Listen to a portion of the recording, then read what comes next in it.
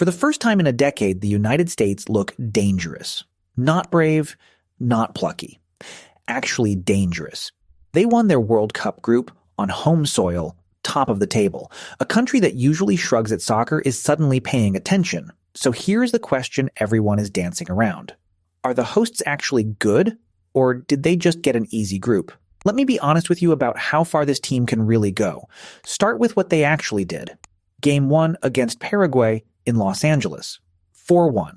Folarin Balogun scored twice before halftime. No American had managed a brace at a World Cup since 1930. Think about that. The last time a U.S. player scored twice in a World Cup game, the whole tournament had just 13 teams. Then came Seattle, where Australia were beaten 2-0.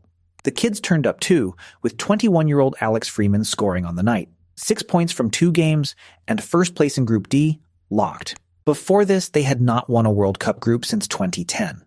Better still, the timing could not be more perfect. This is the new 48-team World Cup, and finishing first is worth more than ever. Top your group, and the first knockout round hands you a team that scraped through in third. So instead of France or Brazil, the USA get a side that limped in. We will not even know their name until the final group games finish. Their bracket cracked wide open, and they walked straight through the gap. Even the pundits noticed. Their honest target now is the quarterfinals. Not a daydream, a real target you can actually see on paper. For a program that spent years just praying to qualify, that is a strange new feeling.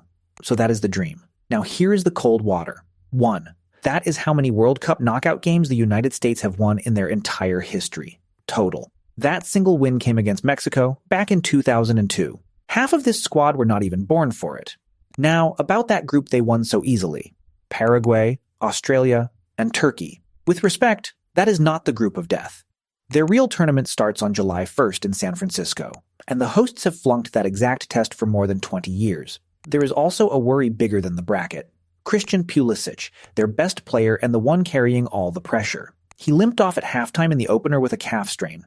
He sat out the Australia game completely. They won without him, which is either great news or a quiet warning depending on how you read it. Because a quarterfinal run with a half-fit Pulisic is a very different bet.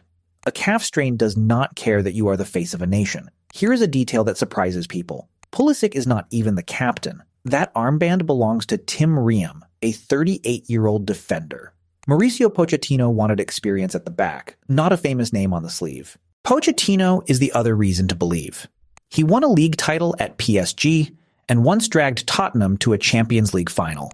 Hired in 2024, he was handed one instruction: make the hosts matter. He has also never won a World Cup himself. Then there is the part no opponent can train for: the crowd. One single day at this tournament pulled in 281,000 fans. That is the most in World Cup history, beating the old American record from '94. Seattle, where they beat Australia, is one of the loudest buildings in all of sport. Now picture that noise behind a team that suddenly smells a quarterfinal. Home advantage is not a fairy tale. Hosts overperform, and every team left in that bracket knows it. So, back to the question. How far do the hosts actually go?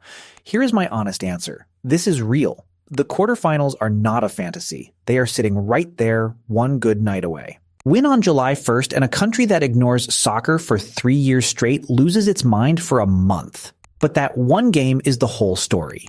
Beat that third-placed team in San Francisco, and suddenly the hosts are a problem for anybody. Lose it, and the easy group crowd gets to say they told you so. A semifinal would be the biggest day in American soccer since 1930. I am not betting on that. But the quarters? I think they get there. And I think they make somebody very, very uncomfortable. So tell me straight where you stand. Are the hosts genuine quarterfinal dark horses, or is one soft group fooling an entire country? If Pulisic is not right, does this whole run fall apart?